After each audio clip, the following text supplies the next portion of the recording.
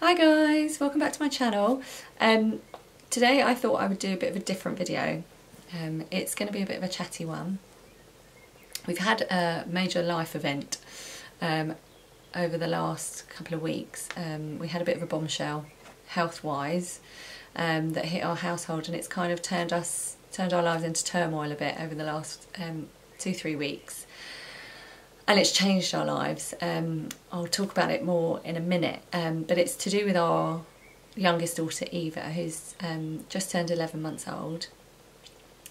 So excuse the way I look. Obviously I look a bit of a mess, but you know, this is all about honesty, and I wanted to kind of share it with you guys because I thought actually what we've been going through, there isn't a lot online from people going through the same thing within the UK, so I thought it was really important for me to share our story, because it is something that shocked us all and has shocked everyone that we've spoken to about it, and you know, if there's somebody out there going through the same thing, or you know, if this happens in the future to somebody, which I pray it doesn't, but it's going to realistically, it might be useful for them to follow us now that our lives have changed because of it.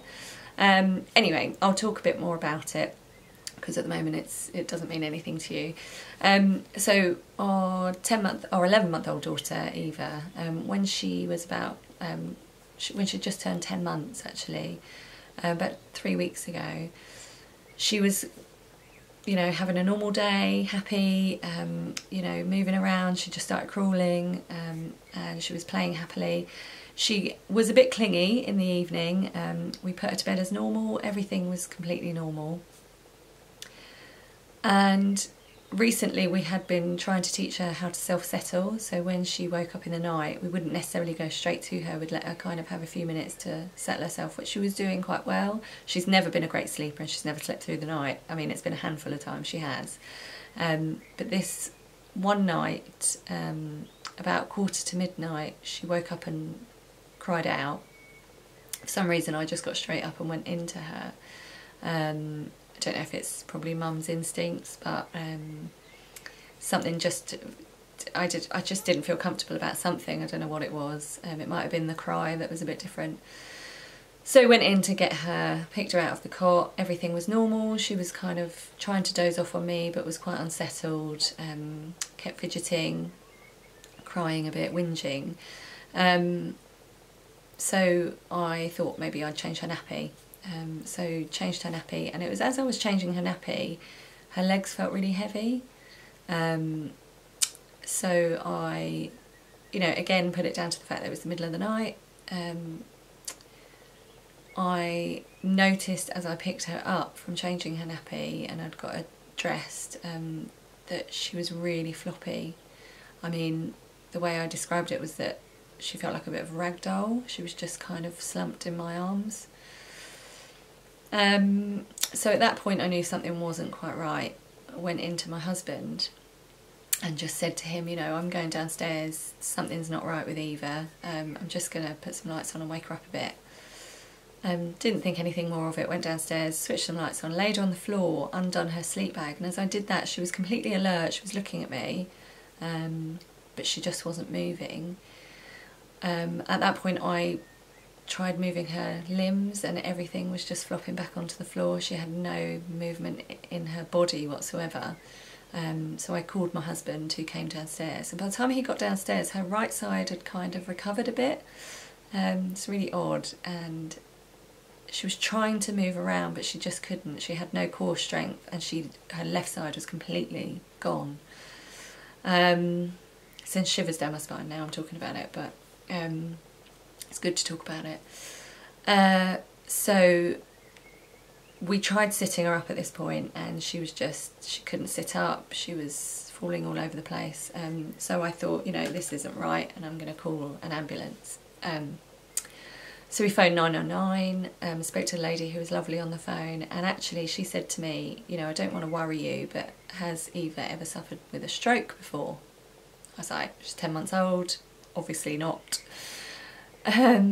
So the ambulance men arrived within 5–10 minutes. They were really quick, and by this point she was grabbing stuff with her right hand, like she was mucking about with Christopher. She was laughing at my husband and grabbing his hair and thought it was really funny. So she was really alert and really with it, but she still couldn't move her left side at all, and she couldn't really hold herself up very well. So as soon as the ambulance men arrived, they kind of did some tests and said, yeah, that's something not right, and we're going to take you into hospital. So off me and Eva went in the ambulance, because obviously Christopher had to stay here with our other daughter, who's nearly 3, Molly. We went in the ambulance and they blue lighted us to hospital. When we got to hospital, they did more tests. We went to the children's assessment unit, and they kept on kind of saying, you know, they didn't really know what it was. It sounded like symptoms of somebody after they've had a fit, which I said, you know, she's never had any fits before, and they were talking about epilepsy. We've never had anyone in our family with epilepsy, and it was just, I remember that night just praying that it wouldn't be epilepsy, just thinking, you know, hopefully she's just slept on a nerve, she's just pulled something, maybe, you know, because she was kind of pulling herself up on the furniture, she was falling over, and I was thinking maybe she's hit her head and something's, like a nerve has been damaged or something, and it's going to come right again. So they took some bloods. They said that they were going to put us on the children's ward because, you know, they were still quite worried that she wasn't moving her left side. About 7:30 that morning, she was having some obs done, and luckily, and the nurse was in with us, and I was holding her because she was kind of dozing off to sleep on me, and she started to have a seizure, and it was quite a bad seizure. I've never seen any of my children have any seizures. I don't think I've seen anybody have a seizure in my life.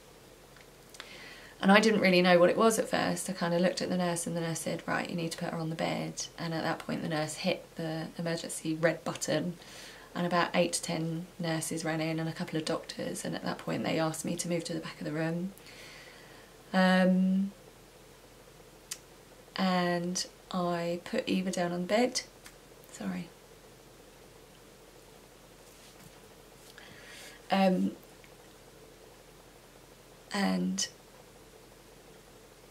she was just having this major fit, so they put an oxygen mask on her.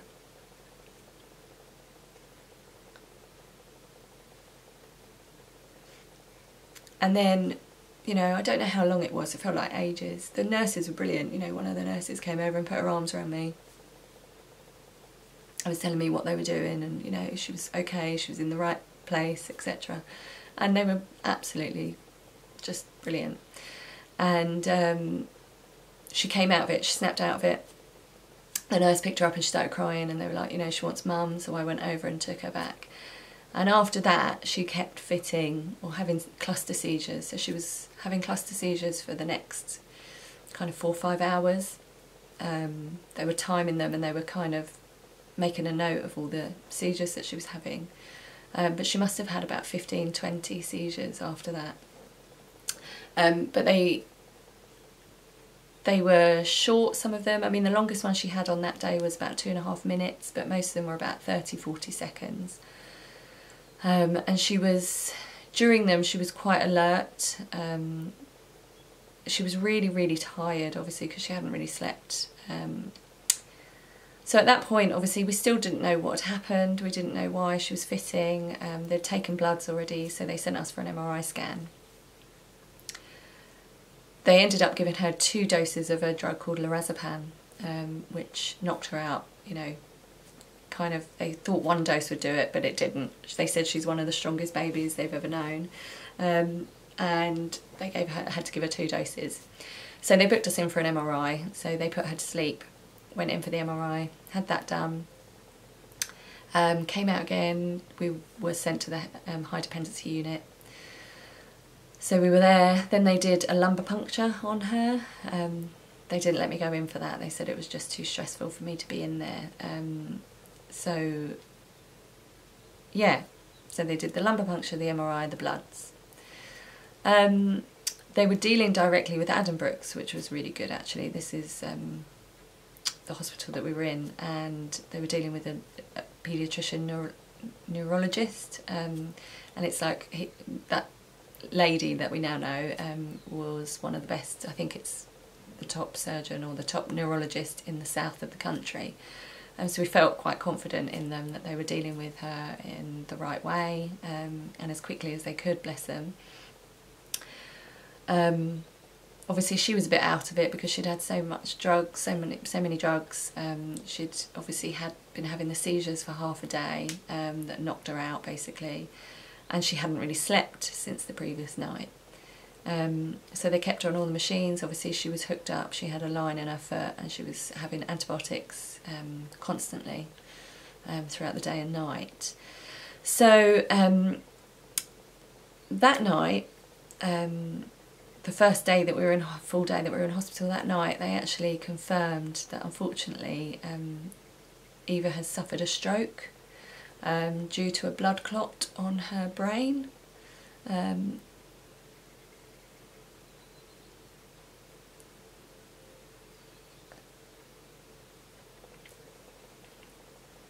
They actually showed us the brain scans, which were really interesting, and you could see where the bleed was.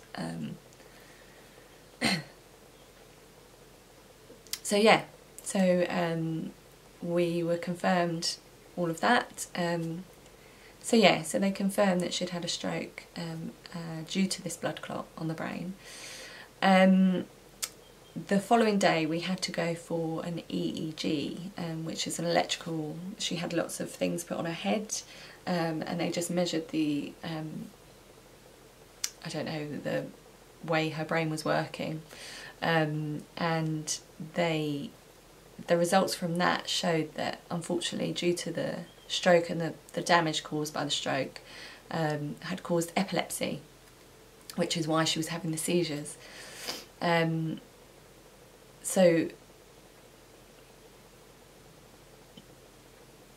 So that's all been confirmed. The following day, that was the second day, and then we were in for another 3-4 days. And she had another day of cluster seizures, which was quite stressful because they had to give her the 2 doses of lorazepam, and then they gave her phenobarb. I don't think I've said that right. But it's another drug because the 2 doses of lorazepam at this point didn't knock her out, and they were just like, you know, what is going on? They couldn't get the seizures under control really. So they gave her this phenobarb, which completely knocked her out, and she was moved back up to HDU.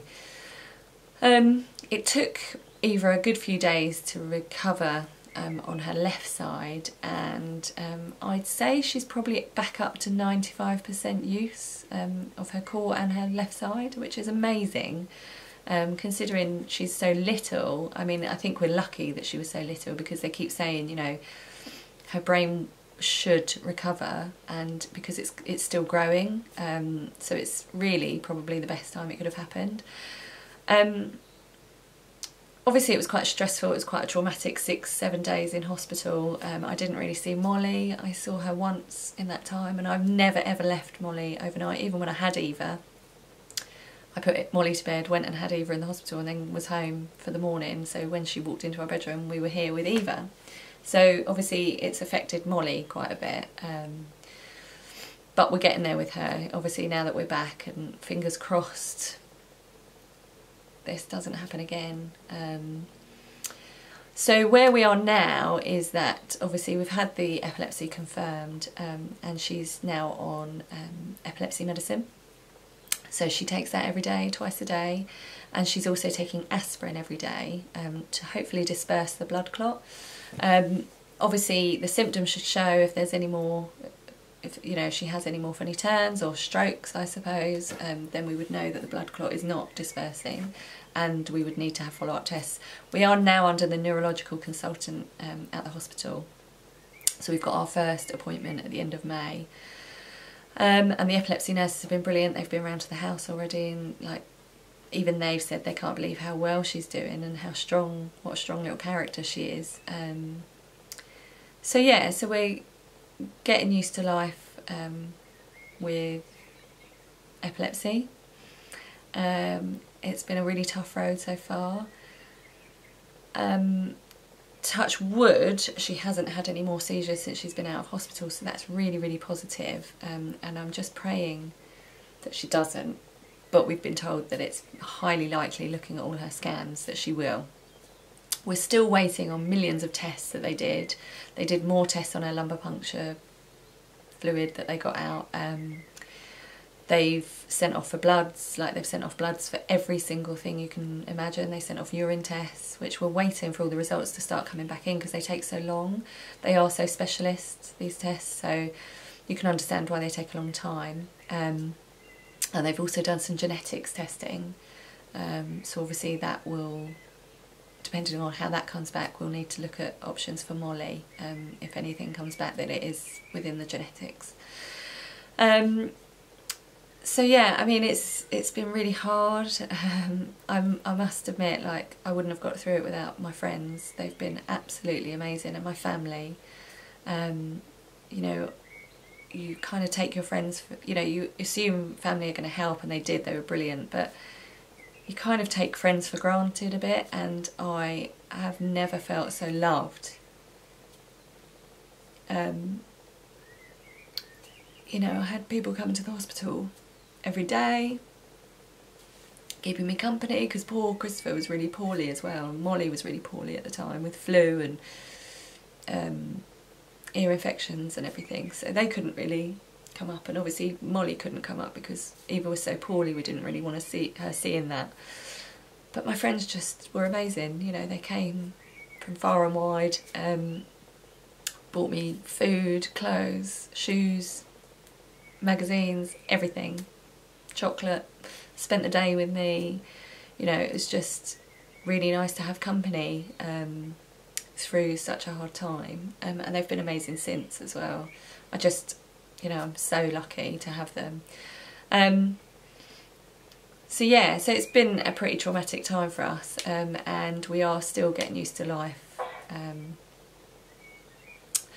as a family with epilepsy in them, and obviously, you know, that's fine. We can deal with epilepsy because it's a manageable condition. The only thing that we're obviously really concerned about is if there's any more strokes, or if the blood clot, if the bleed on the brain gets worse. Obviously they did mention brain surgery, but we're hoping, fingers crossed, and we're praying every day that that doesn't happen. So I will keep you updated. Obviously, you know, there's not much more to say really. You know, she's a work in progress, they keep calling her, because they don't know why this has happened. You know, hopefully we'll get some answers soon. But I will keep you updated because I think it's interesting. We'd never really heard of strokes in such young children before, but the more you look into it and why you're going through it, the more common it is. So yeah, so I'll keep you updated. I'll do another update after our appointment with the neurologist. But sorry, it's a sad one, but I just thought it'd be interesting to put it out there. And like I said, if anyone else is going through the same thing, please email me, message me. I'd chat through what we went through, you know, what we did, because I just think, you know, there's probably loads of people going through this, but they're on their own, sitting in hospital worrying about stuff. I mean, you know, I'm about to do Eva's 11-month update, and she's amazing. You know, the day after she came home from hospital, she started cruising around the furniture, so she's such a strong little person, you know, and it's positive, and, you know, I really want to put that out there, that these things happen, but, you know, we're all strong. As long as we stick together and we help each other, you know, we'll be okay. So keep praying for us, and like I said, I'll update you again, and thank you for watching. Bye.